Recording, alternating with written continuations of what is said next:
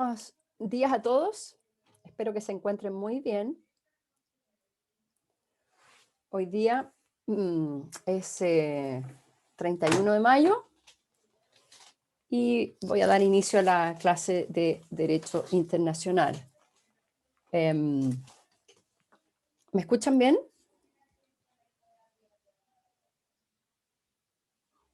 Sí, profe. Muchas gracias, Gustavo.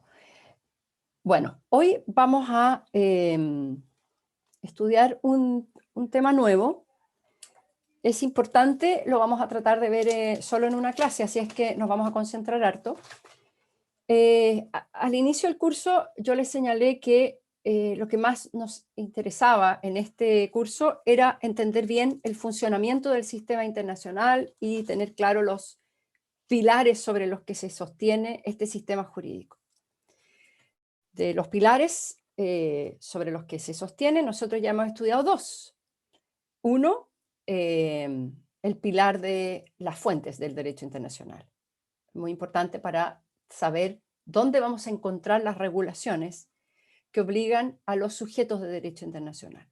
Luego estudiamos sujetos, es decir, a quienes están destinadas las normas del derecho internacional, la conducta de quien regulan. Pero también allí dijimos algo interesante sobre que el Estado sigue siendo el sujeto más importante en cuanto a la creación del derecho internacional.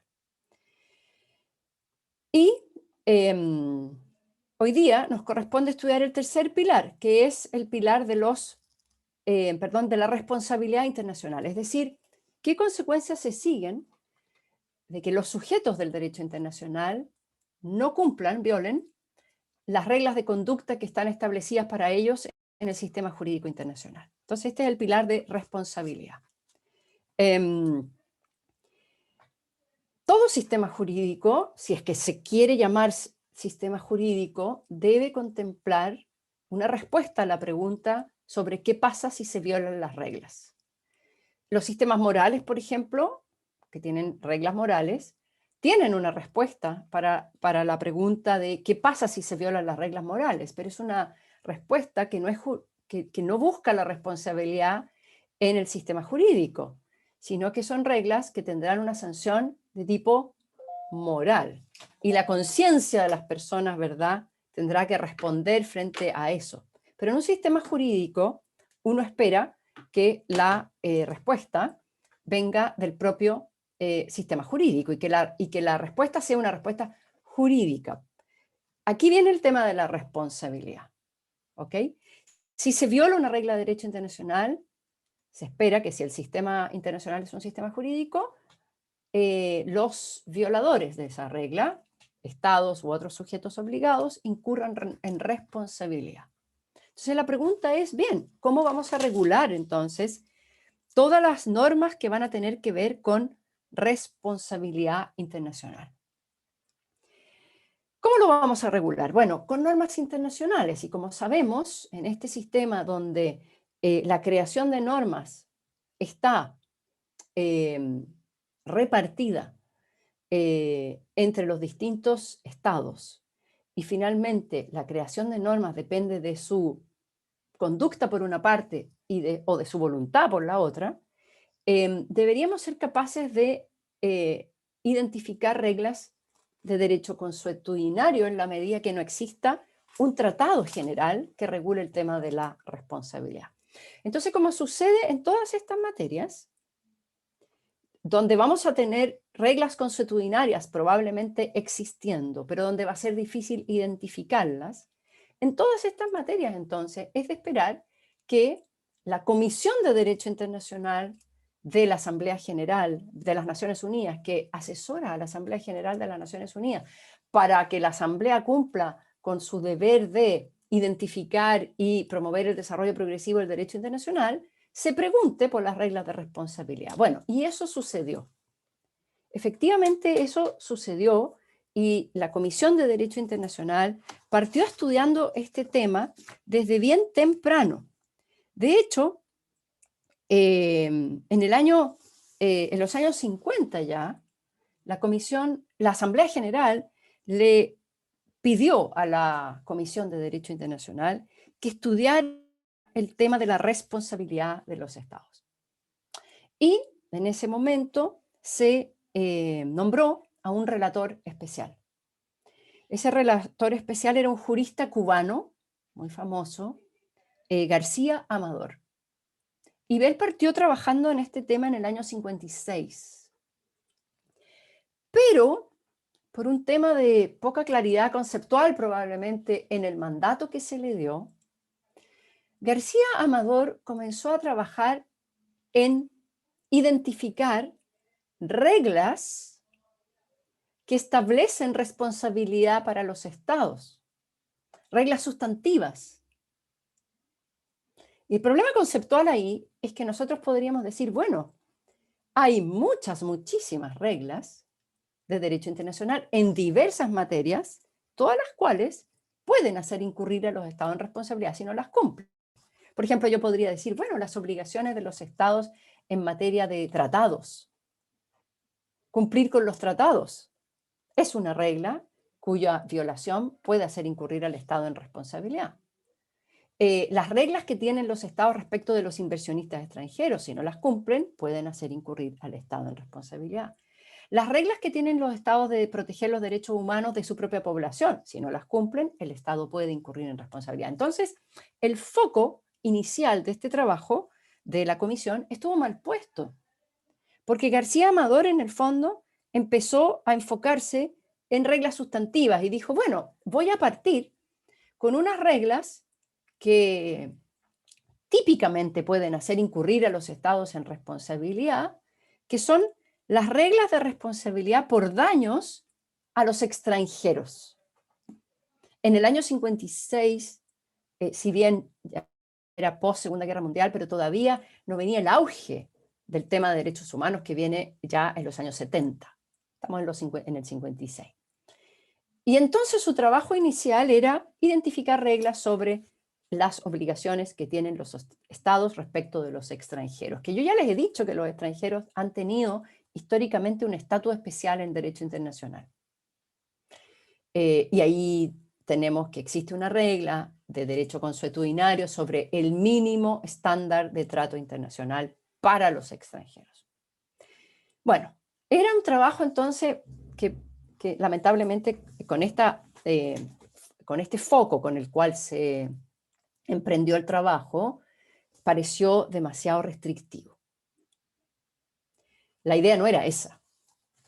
El gran cambio vino cuando se nombró un nuevo relator especial. En el año 63 empieza a trabajar al mando de este tema en la Comisión de Derecho Internacional un jurista italiano, Roberto Ago.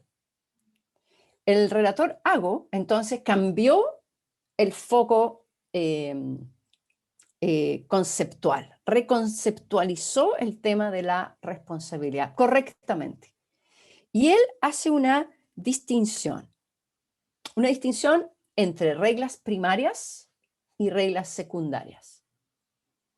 Ya, no nos confundamos aquí con Hart, ¿ya? Que también tiene reglas primarias y reglas secundarias, pero para explicar el sistema jurídico. Aquí son las mismas palabras, pero distintos conceptos. Reglas primarias para Ago son todas las reglas de derecho internacional que establecen obligaciones sustantivas para los estados.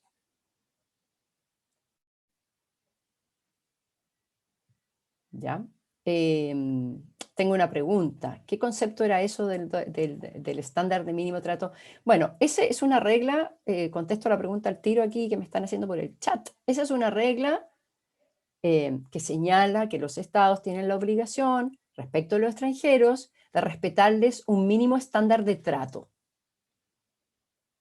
Mínimo, que hay cosas básicas, que no puedo matar a los extranjeros, cortarlos en pedacitos y comérmelos.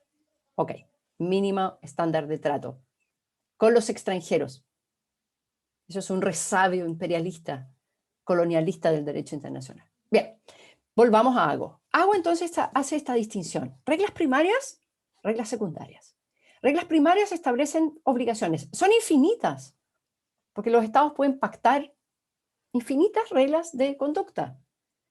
Vamos a tener reglas en materia comercial, en materia de derechos humanos, en materia de límites internacionales, en materia de cómo se conduce la guerra, derecho humanitario. Vamos a tener reglas en materia laboral, internacionales. Vamos a tener reglas en materia de cómo se deben tratar a los pueblos indígenas. Vamos a tener reglas especiales para la mujer, para los niños, para toda la población de un Estado, derechos humanos.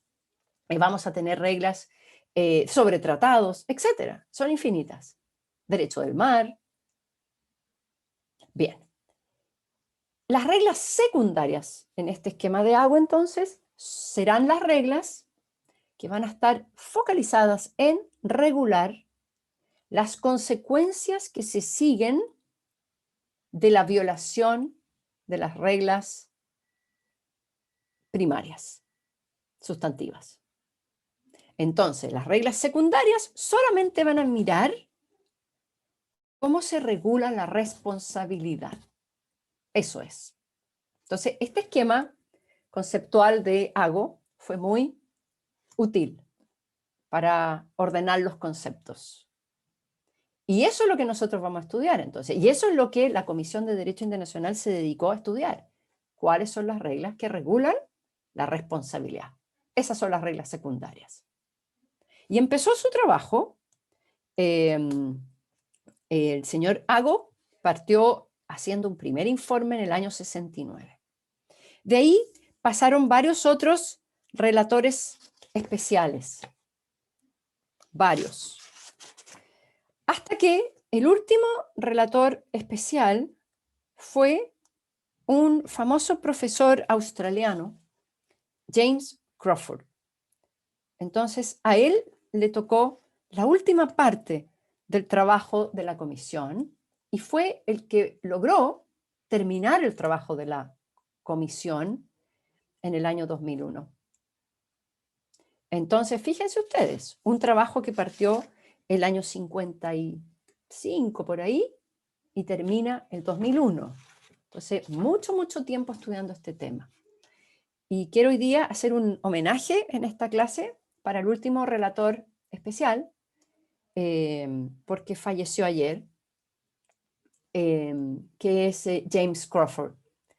Y ustedes habrán escuchado hablar de James Crawford porque es un famoso profesor de Derecho Internacional de nacionalidad australiana que trabajó por mucho tiempo en Cambridge y fue el profesor de Derecho Internacional de Cambridge y actualmente era juez de la Corte Internacional de Justicia, representando por Australia. James Crawford, además, fue abogado nuestro de Chile en el caso de Perú versus Chile por la disputa marítima.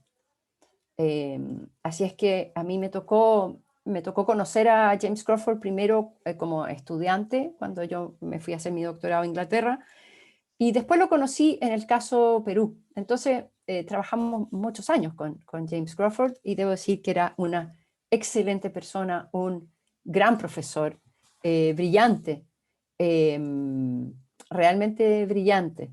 Así es que por eso le quiero hacer este homenaje hoy día, porque además justo estamos estudiando responsabilidad internacional de los estados y él es el último relator especial, el que logró terminar el trabajo de la comisión y poder someterlo a la Asamblea General. Bien, la Asamblea General, cuando recibe el trabajo de la comisión, lo que recibe es un conjunto de normas que se llaman los famosos artículos sobre responsabilidad internacional de los estados por actos ilícitos. Esos artículos entonces fueron aprobados por la Comisión en el año 2001 y se le entregan a la Asamblea para ver qué va a hacer la Asamblea. De la misma manera que cuando la Comisión trabajó en materia de tratados, en el año 68 y el 69, perdón, antes y terminó el 68 con un conjunto de artículos y se los pasó a la Asamblea General.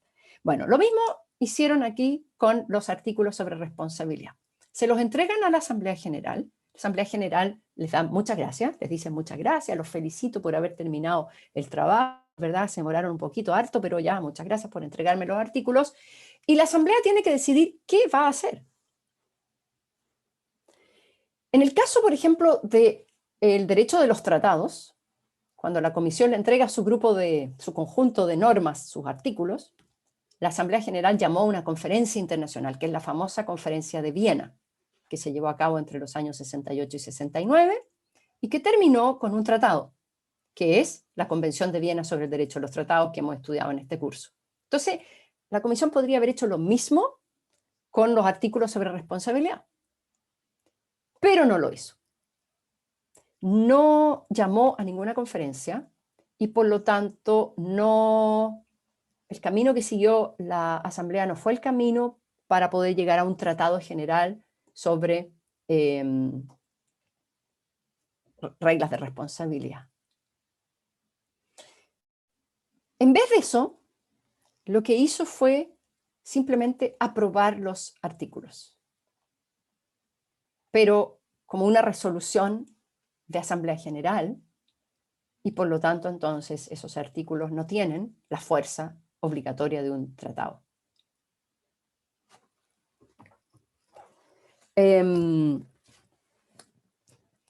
Y hasta el día de hoy, entonces, solamente se les llama artículos sobre responsabilidad internacional de los estados. Sin embargo, así como son, en ese estatus, son citados frecuentemente por los estados en los casos sobre responsabilidad internacional que llegan a la Corte.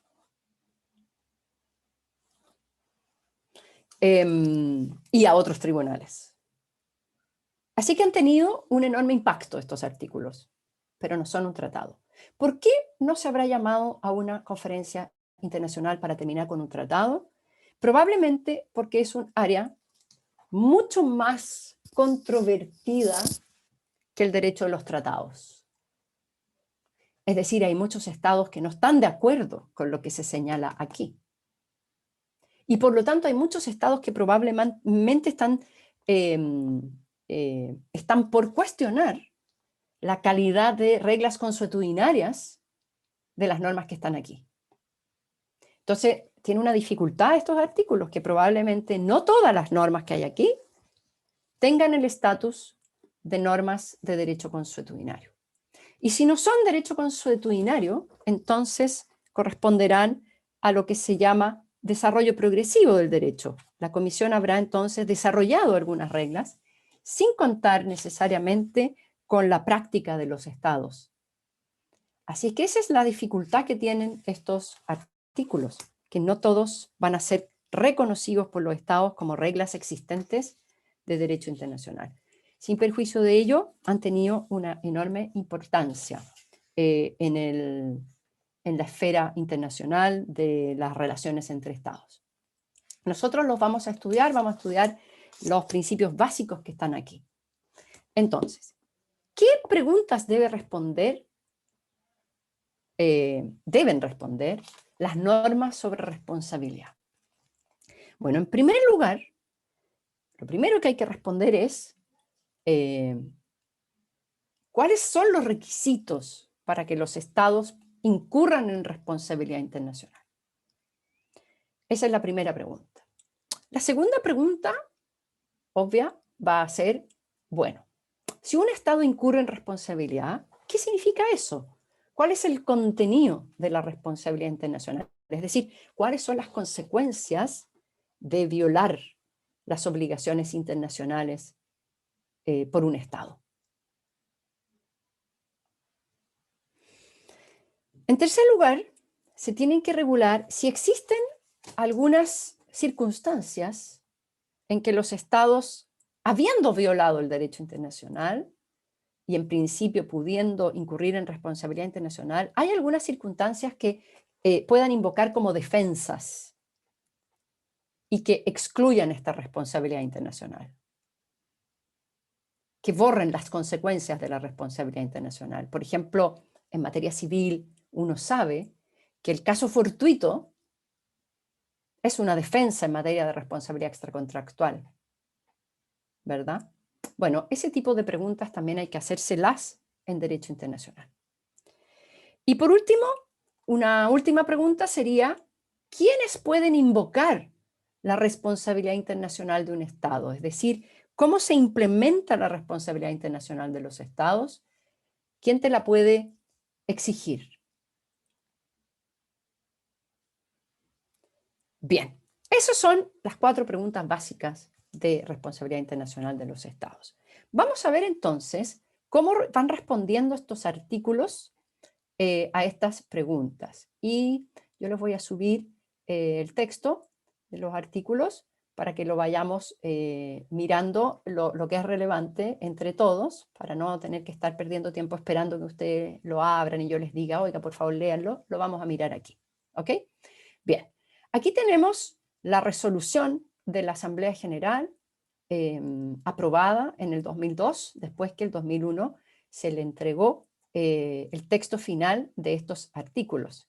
Y lo que hace la comisión es toma nota. Esa es la palabra textual, ¿eh? Toma nota de los artículos sobre la responsabilidad del Estado por hechos internacionalmente ilícitos presentados por la Comisión de Derecho Internacional y los señala a la atención de los gobiernos, ¿ya? Sin perjuicio de la cuestión de su futura aprobación o de otro tipo de medida, ¿ya? Entonces ahí me vuelvo sobre mis palabras y entonces ni siquiera los aprueba, la verdad. Lo único que hace es toma nota.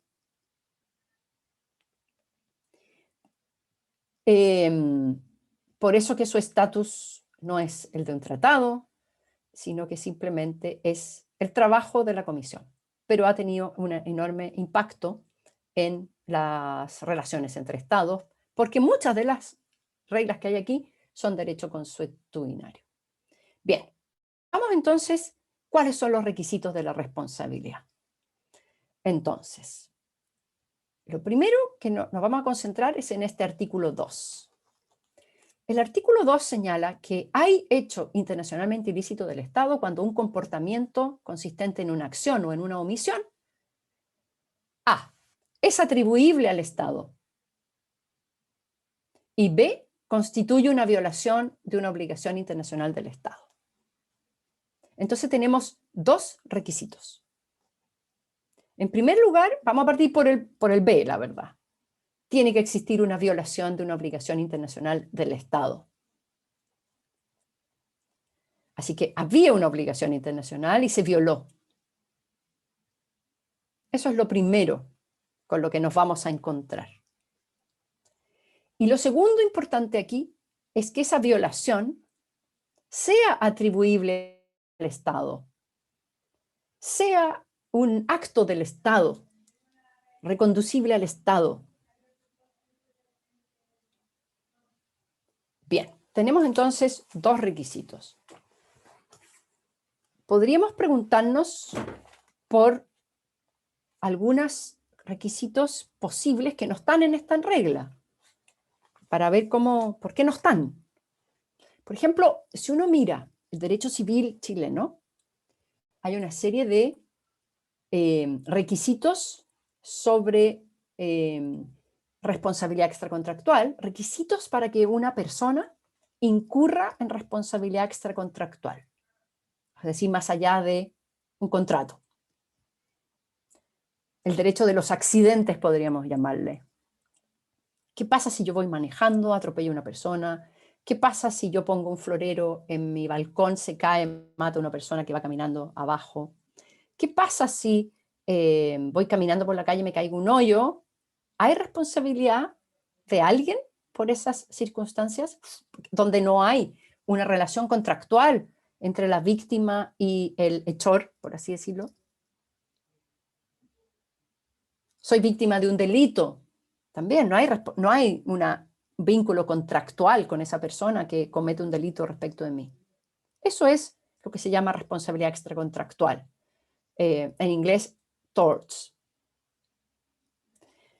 Bueno, en el derecho doméstico de los estados, esto también está regulado en las relaciones interpersonales o incluso entre las relaciones entre el Estado y las personas. El Estado también puede incurrir en responsabilidad extracontractual. Y eso está regulado por el derecho civil. Bien, en nuestro derecho, además de que tiene que haber a ver, primero, lo primero que tiene que haber en el derecho civil es un daño. Y resulta que aquí este artículo 2 no menciona ningún daño. Y en segundo lugar, lo segundo que tiene que haber en el derecho civil normalmente es culpa, una negligencia.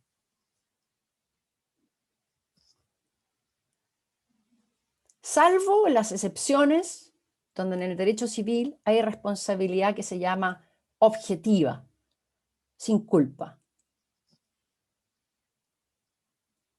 Ya, todo eso ustedes lo van a estudiar en derecho civil. Pero les quiero hacer esta comparación porque yo leo el artículo 2, no está el daño y no está la culpa. ¿Y por qué no están? Y la respuesta es porque la regla general en el derecho internacional es que no es necesario ni el daño ni la culpa.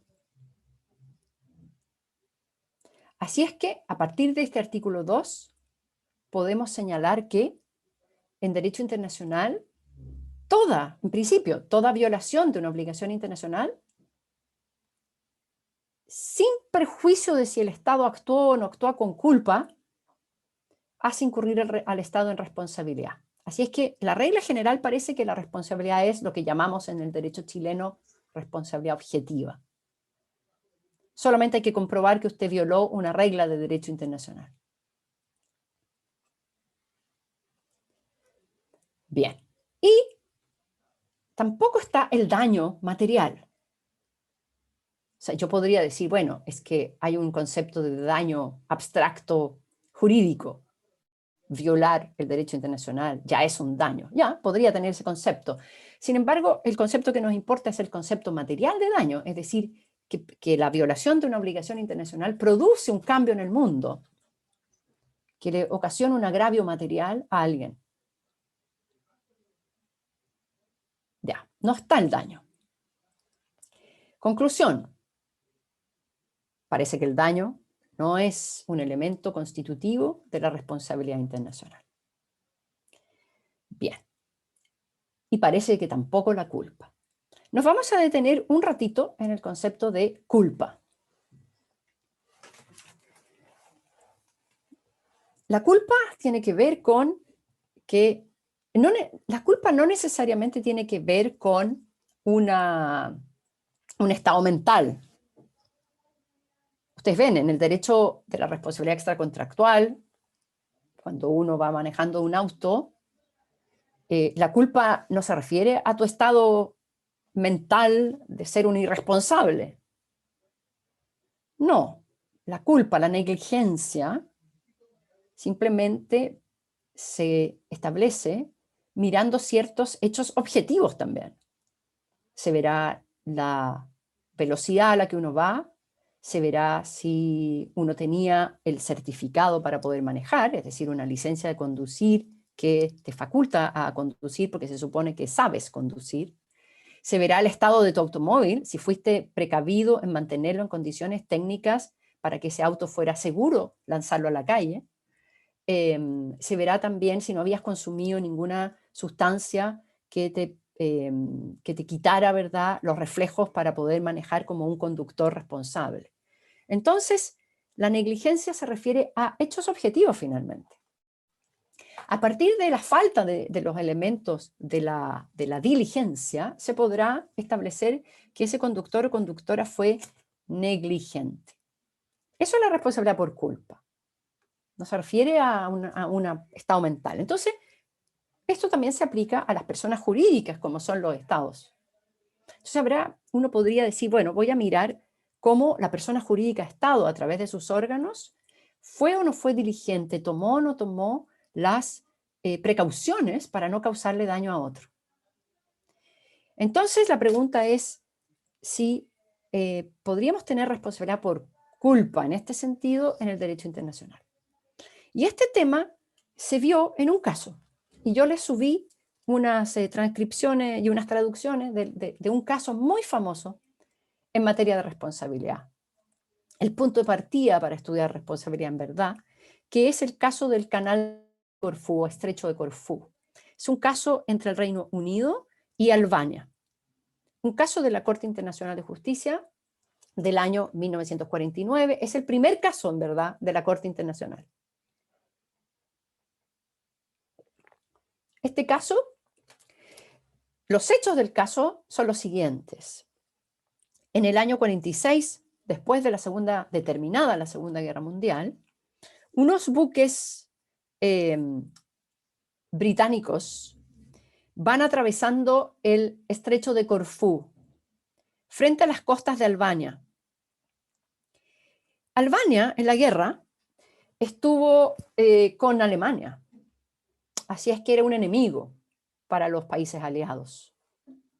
Y el canal, el estrecho, por su importancia estratégica, estaba enteramente minado con minas submarinas, para precisamente evitar que los buques enemigos circularan por allí. Tiene una importancia muy estratégica el estrecho, como vía de navegación internacional. Entonces, el Reino Unido sabía que el estrecho estaba completamente minado frente a las costas de Albania. Y por eso el Reino Unido, terminada la guerra, a principios del 46, hace una misión secreta y desmina el canal, saca todas las minas submarinas. El estrecho en esa parte corresponde a aguas territoriales de Albania, es decir, es parte del territorio de Albania. Así que aquí el Reino Unido cometió una ilegalidad, es verdad, porque sin la autorización de Albania fue a limpiar el canal. Ya, este hecho es importante para tener certeza de que por lo menos en el año 46, primer semestre del 46, el canal estaba limpio de minas submarinas. En octubre del año 46, dos buques entonces del Reino Unido, con la confianza de que el canal está limpio, están atravesando el canal y chocan con minas submarinas. Y obviamente se hunden y hay pérdida de vidas humanas. Este hecho, que parece un accidente, ¿verdad? Este hecho genera una controversia internacional entre el Reino Unido y Albania. El Reino Unido culpa a Albania de la muerte y el hundimiento de los buques del Reino Unido. Entonces, el caso llega a la Corte Internacional de Justicia.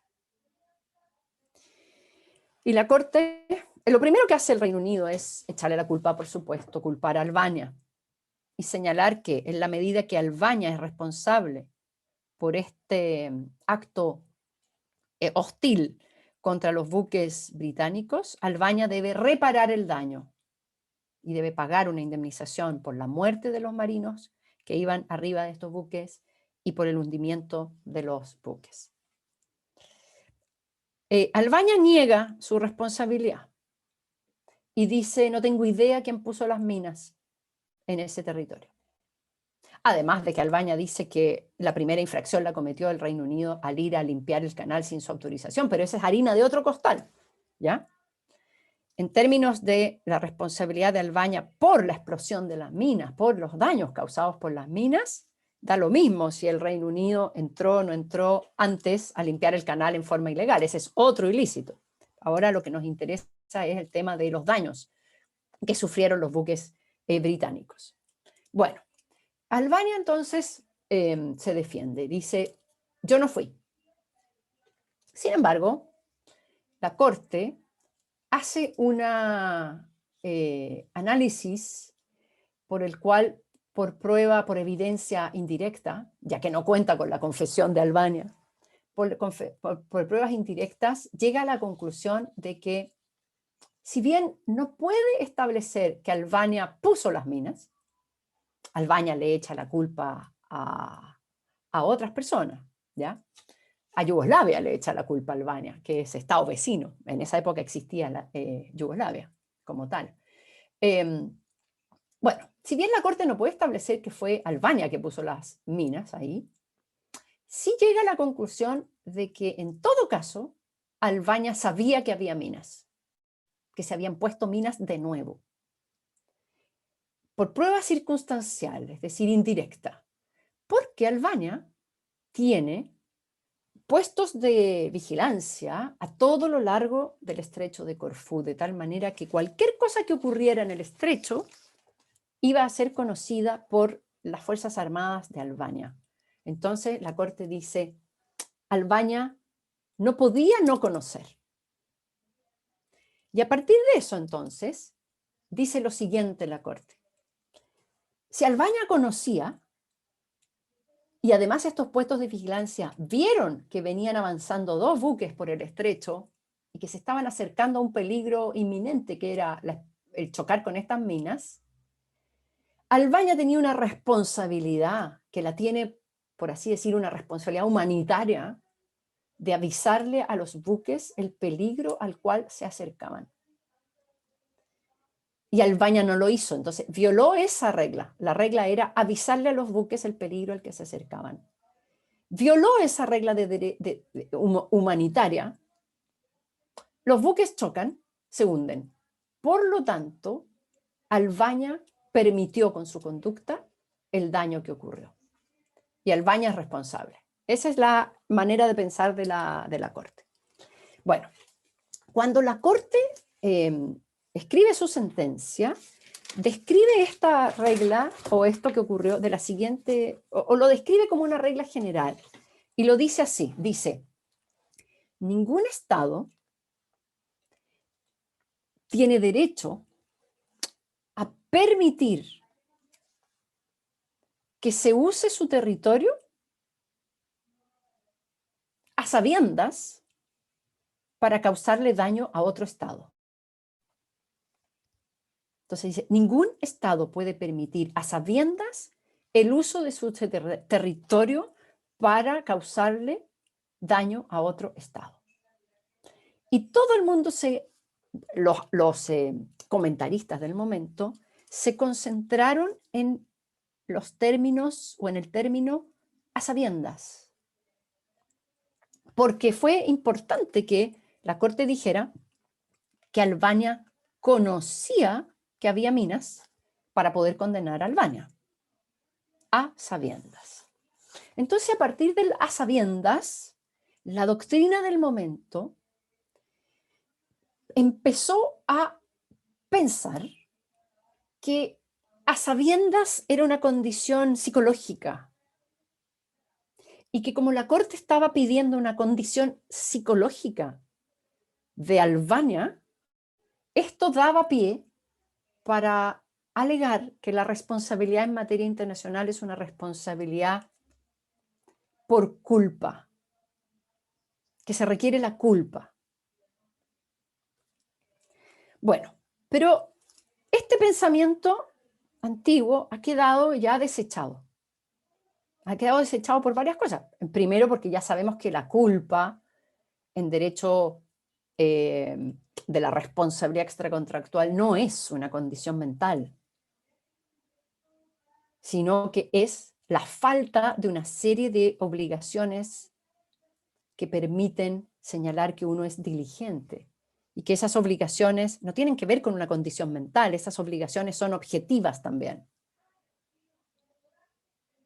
Respetar, ¿verdad? En el caso de los automóviles, respetar la velocidad máxima, usar cinturón de seguridad, tener un auto en condiciones técnicas suficientes para que sea seguro,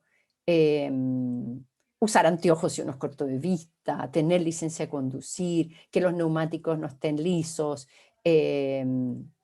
y asegurarse de que tus condiciones físicas son las adecuadas, para lo cual no tienes que haber ingerido alcohol ni drogas. Son puras condiciones objetivas. Bueno, en el derecho internacional también. Entonces, el problema que había aquí era esto de pensar que la culpa tiene que ver con algo psicológico. No, no, no tiene que ver con algo psicológico. Y lo otro es que el a sabiendas no tenía nada que ver con la psicología de Albania, ni de sus oficiales militares, o sea, de sus soldados que estaban mirando el canal. No, en las sabiendas en este caso era simplemente un requisito objetivo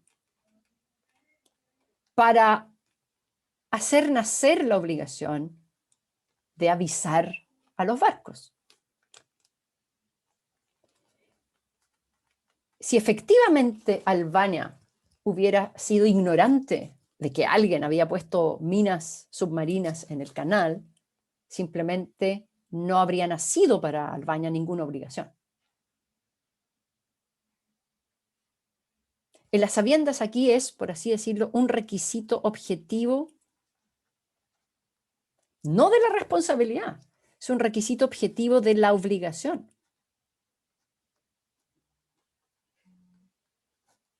Si usted sabe, tiene estas obligaciones. Si usted no sabe, bueno, no tiene ninguna obligación. Y la pregunta relevante para nosotros es, esta obligación que se violó, no se avisó, ¿hace incurrir a Albania en responsabilidad? Pero lo primero que tenemos que responder es, ¿existe o no existe la obligación? Y la Corte dijo, porque sabía, existe la obligación. ¿Me entienden?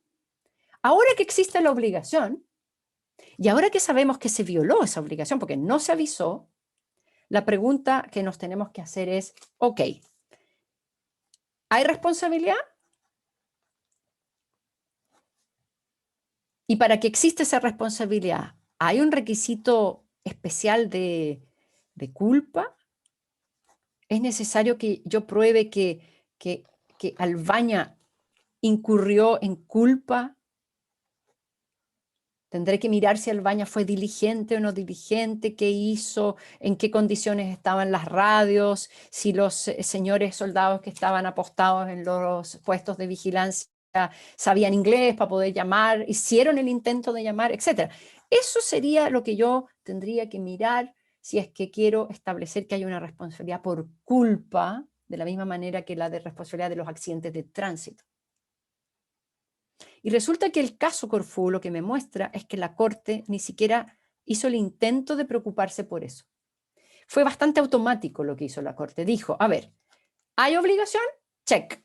Sí, porque Albania sabía que venían los buques, entonces nace la obligación de avisarles. Segunda cosa, ¿les avisó? No, no les avisó. Listo. Resultado de esta ejercicio, Albania incurre en responsabilidad. No cumplió con su obligación de avisar. Y no hace ningún estudio, la Corte, de diligencias o faltas de diligencias entre medio. Por eso, que en verdad el caso Corfú, que muchas veces se había estudiado para establecer que la responsabilidad internacional era por culpa, en verdad lo que prueba es que la responsabilidad internacional es objetiva. ¿Basta el incumplimiento de la norma por parte del Estado para que incurra en responsabilidad? Josefa, tiene una pregunta. Bueno, profesora, buenos días, buenas tardes, casi buenas Buenos tardes. días todavía. Sí, quería consultar en el caso, ¿cómo la Corte llega a la conclusión de que Albania sabe? ¿Cómo de acuerdo a qué circunstancia? Bueno, las circunstancias eran estas, que alguien puso las minas, que eran muchas, y que Albania, como tenía puestos de vigilancia 24/7, no podía no haber sabido. Por eso que es por prueba circunstancial. Es decir, en el fondo presume, a partir de hechos conocidos, como que tiene puestos de vigilancia cada tantos metros, siempre hay un soldado apostado y es imposible poner minas sin que los vean, a partir de eso llega a la conclusión, por una presunción, de que efectivamente fue Albania que las puso. O sea, no que las puso, que sabía que se estaban poniendo estas bombas, estas minas submarinas, por alguien. Y entonces da lo mismo si fueron albaneses o si fueron yugoslavos. Lo importante es que Albania sabía. Eso fue. Bien, así que el caso Corfú en verdad no nos sirve para probar responsabilidad por culpa, nos sirve para probar responsabilidad objetiva. Bien. Así es que, regla general, no es necesaria la culpa. Por eso que en el artículo 2 no está. Ahora, esto no quiere decir que en algunas reglas específicas del derecho internacional se exija la culpa. o la culpa en el sentido de negligencia, ¿ya?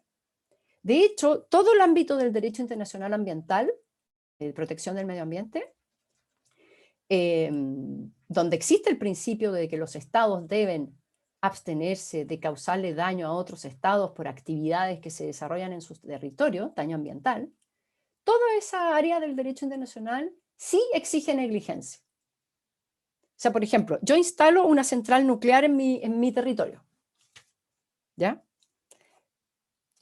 Tengo que asegurarme como Estado que esa central nuclear no va a producir, que está construida de una manera de prevenir accidentes que puedan causarle daño por la radioactividad que se va a escapar al estado de al lado.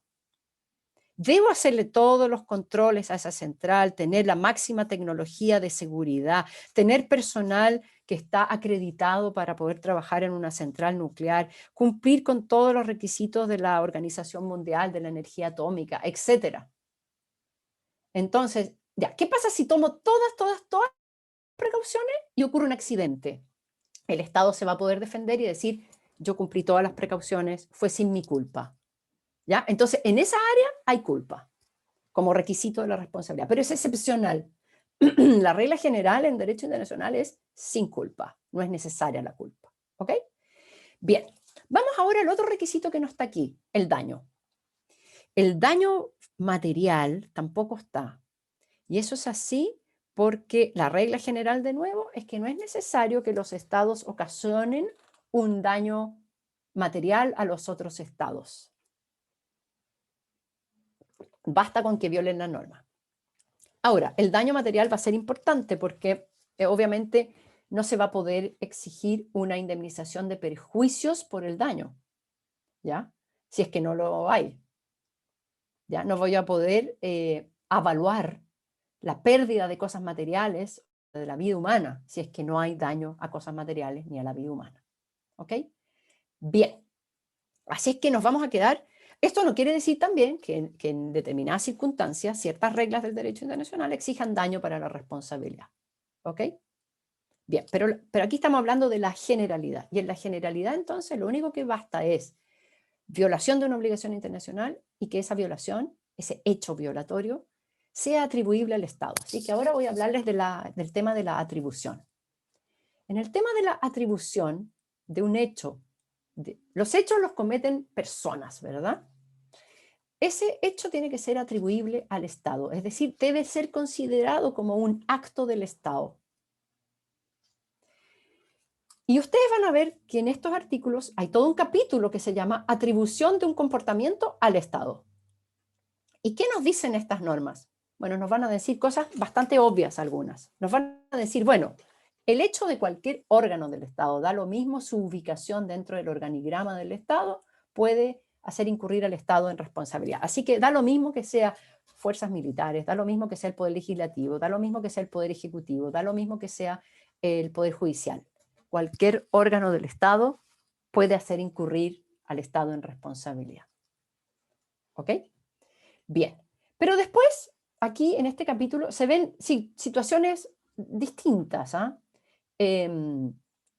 Por ejemplo, ¿qué pasa si hay una revuelta y hay fuerzas no establecidas dentro del Estado que se toman el poder? Entonces, todo eso está regulado en este capítulo, ¿ya? Y ustedes van a ver que finalmente lo que se señala es que si esas fuerzas, esos órganos, esos grupos de personas están ejerciendo en verdad autoridad de poder público, entonces hacen incurrir al Estado en responsabilidad, aun cuando no sean parte oficial del organigrama del Estado. Bien, el artículo 7 es importante. El artículo 7 se refiere a hechos que van más allá de las órdenes o del mandato que le ha dado el Estado a sus órganos.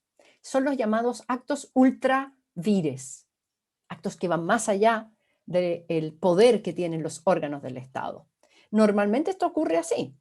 Un policía que tortura a una persona, el Estado podría decir, oiga, mire, yo al policía siempre les dije a todos los policías que nunca torturen a nadie.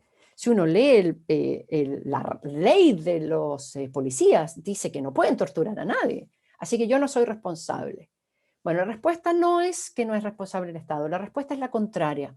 Si el órgano del Estado actuó bajo el color de órgano del Estado, con la autoridad de órgano del Estado, aun cuando se sobrepase en sus poderes, en sus mandatos, hace incurrir al Estado en responsabilidad.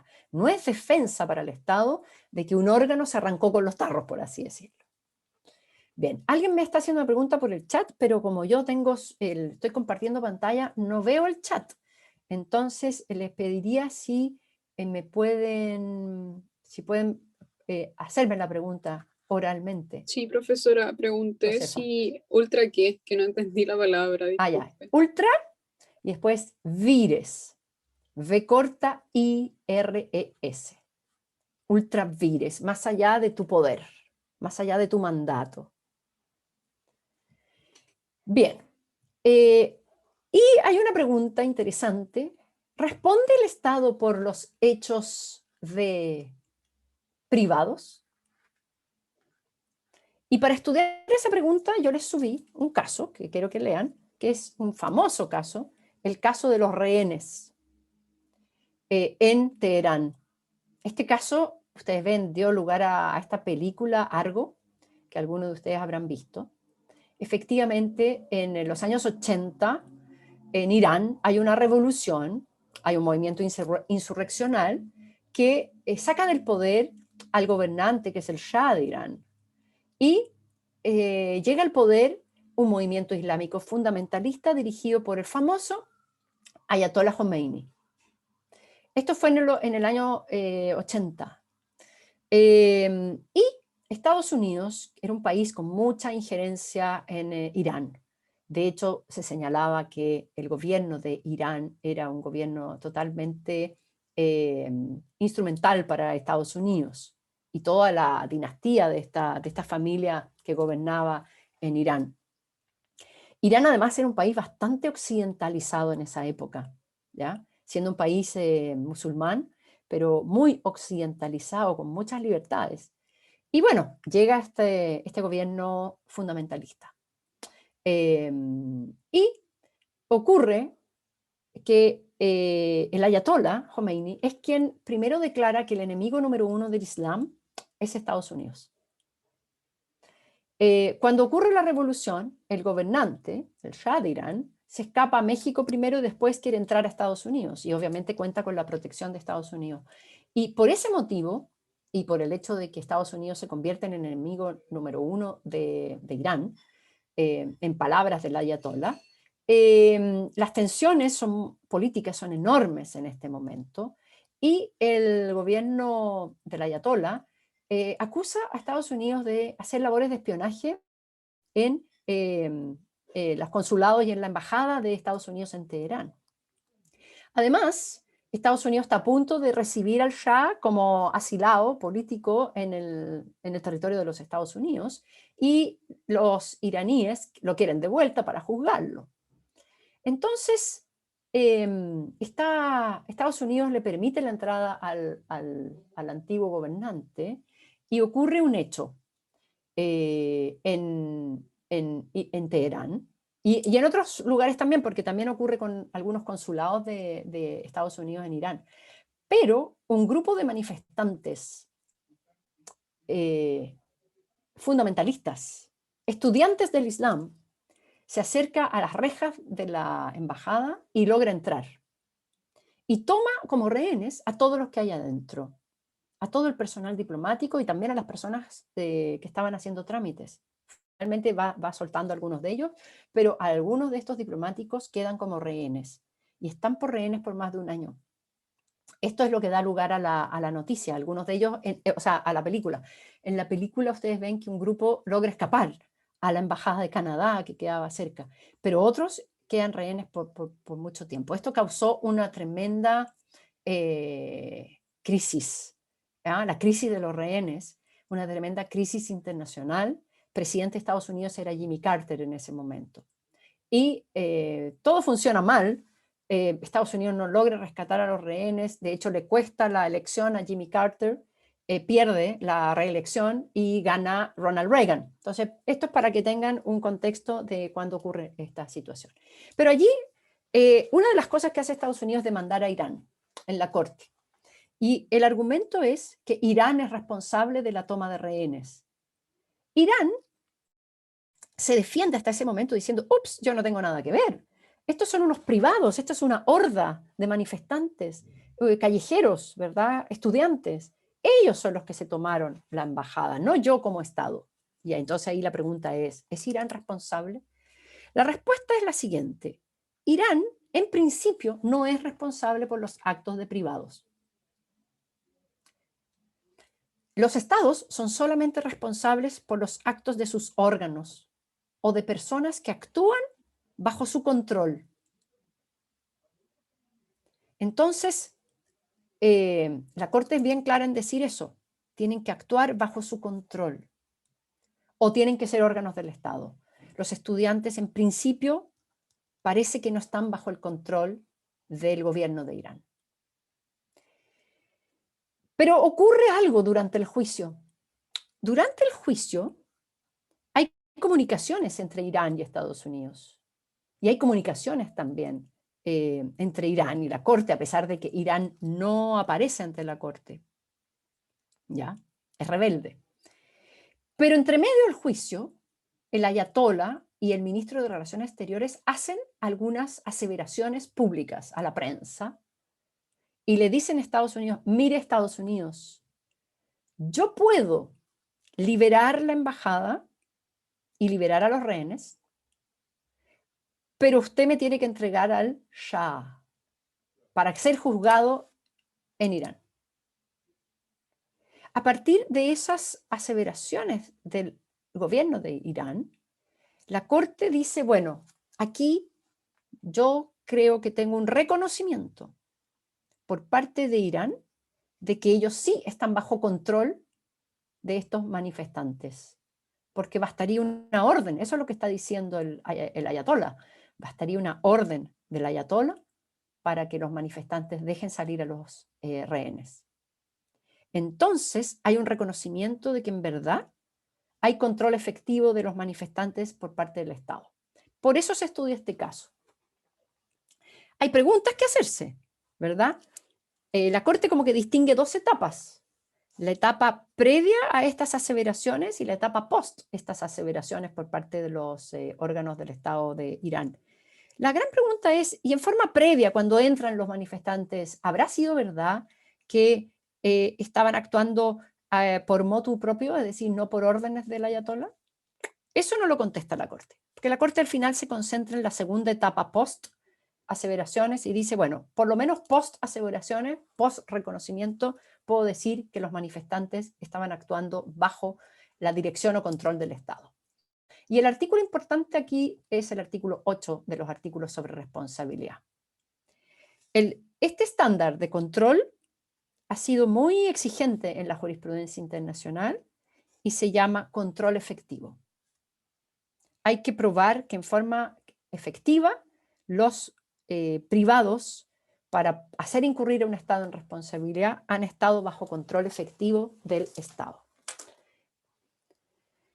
Este control efectivo, además, fue un criterio fundamental en el caso de Nicaragua versus Estados Unidos, el famoso caso Nicaragua. Allí Nicaragua intentó atribuirle los hechos de los contrarrevolucionarios, de la contra, en Nicaragua, a Estados Unidos. ¿Por qué? Estados Unidos, cuando ocurre la revolución en Nicaragua, la revolución sandinista, manda a la CIA a darle ayuda a los contrarrevolucionarios. Estos contrarrevolucionarios recibieron financiamiento, entrenamiento y armas por parte de Estados Unidos. Entonces, Nicaragua dijo, han recibido tanta ayuda de Estados Unidos que los hechos y todas las violaciones de derechos humanos todos, digamos, los ilícitos que han sido cometidos por estos contrarrevolucionarios son imputables a Estados Unidos. Y la Corte dijo que no. Y aplicó un criterio de control efectivo muy, muy alto. Dijo que en verdad el control efectivo requiere que la persona en verdad se pruebe que actúa enteramente bajo, como dice el artículo 8, dirección o control. El financiamiento no prueba que hay dirección o control. Entregarle armas no prueba que hay dirección o control. Y el haberlos entrenado en técnicas de tortura tampoco prueba que haya dirección o control en los actos de los contras. Eso fue lo que dijo la Corte en el caso de Nicaragua. Y ese criterio hoy día está un poquito bajo cuestión. Sin embargo, debo decir que todavía la jurisprudencia de la Corte mantiene el criterio del control efectivo. Bien, vamos a quedar aquí. Les pido que ustedes sigan leyendo los artículos de responsabilidad. Voy a terminar con este tema el viernes, ¿ya? Pero mañana lamentablemente no tengo un problema y por lo tanto no voy a poder hacer la clase de mañana. Así es que va a hacerla la profesora Paula Cortés desde Holanda. Ustedes saben, la profesora Paula Cortés del departamento está haciendo su doctorado en Holanda y ella va a hacer la clase de mañana y va a hablar del territorio del Estado, ¿ya? Así que por favor vengan en el mismo Zoom. No hay problema, igual que lo hicimos en abril cuando yo tampoco pude asistir a una clase. Y les quiero decir que he hecho un esfuerzo increíble por subir las clases, las grabaciones de las clases al curso. Espero que ustedes lo hayan notado. Les digo que fue un esfuerzo muy increíble porque tuve que aprender a subirlas en YouTube. Pero estoy súper contenta de haber podido hacerlo y he subido, creo que como 10, 11 clases ya. Así que los que no vinieron a las primeras clases van a tener el beneficio de poder ver las clases grabadas en la página. Hay una parte en el curso que se llama enlaces. Si ustedes pinchan ahí van a ver todas las clases. Y voy a seguir esta semana subiendo más clases, ¿ok? Bien, un gusto verlos y... Profesora, Sí. es que nos dijo que le preguntáramos al final por los contenidos de la prueba, porque dijo que iba a Sí, pensar, los iba a exactamente. cortar. Exacto. Miren, como la prueba es tan tarde y luego rápidamente va a venir el examen, en la prueba yo voy a evaluar solamente una parte de la materia, ¿ya? Que va a ser toda la parte de fuentes, ¿ya? Y la parte de la relación del derecho internacional y el derecho interno. Eso va a entrar en la prueba. ¿Ok? Sí, muchas gracias. Ok, anótenlo. Fuentes, completamente, toda la primera parte, digamos, y relación del derecho internacional con el derecho interno. Así que concéntrense en eso. Ok, nos vemos el viernes y mañana. Muchas gracias, profe. Espero que todos se unan para la clase de la profesora Cortés. Chao. Chao, profe. Gracias, profe, que esté bien. Gracias.